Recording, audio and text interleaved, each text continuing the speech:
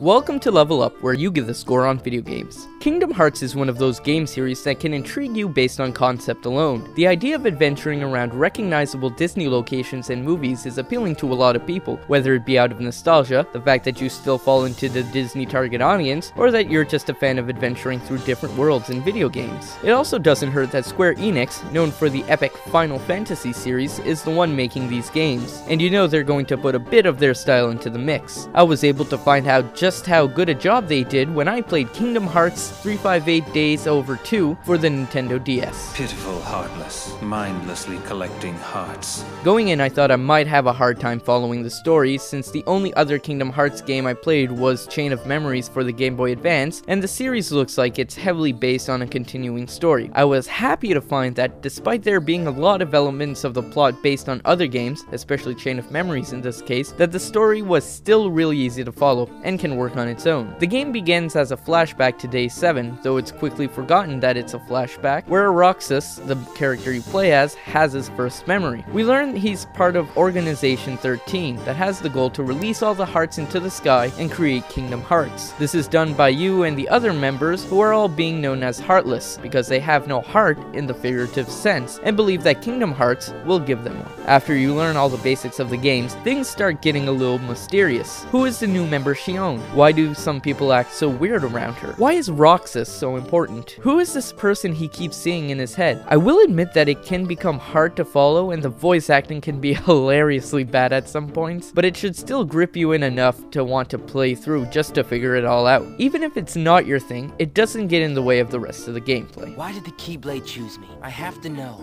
You can't turn on the organization. You get on their bad side and they'll destroy you. See how bad that was? The setting of the Disney locations is used just as that.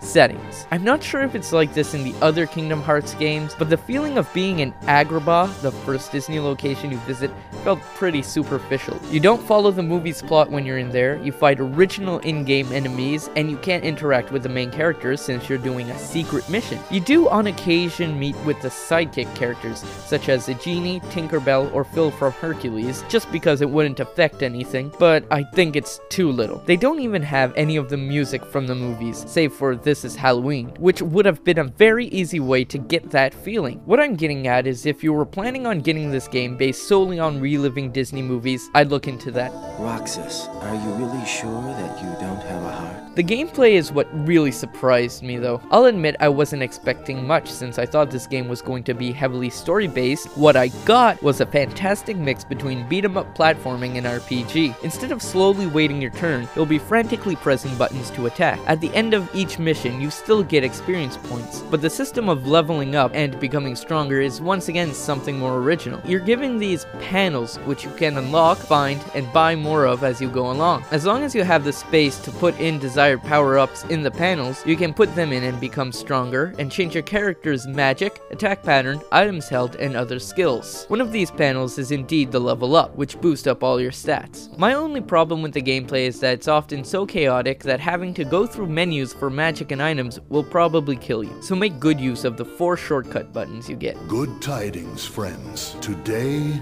is a momentous day. This game surprised me. What I thought I would like, I didn't, and vice versa. The Disney aspect was disappointing, but the gameplay was surprisingly innovative and fun to master. I enjoyed the story about as much as I expected, but for different reasons. Even after I finished it, I actually kept on playing just for the fun of it all and to get the bonus stuff. So it's not just one of those playthrough for the story games. I give Kingdom Hearts 358 Days Over 2 for the Nintendo DS 8.5 levels out of 10. I'm Leo Melanson, and now you know the score.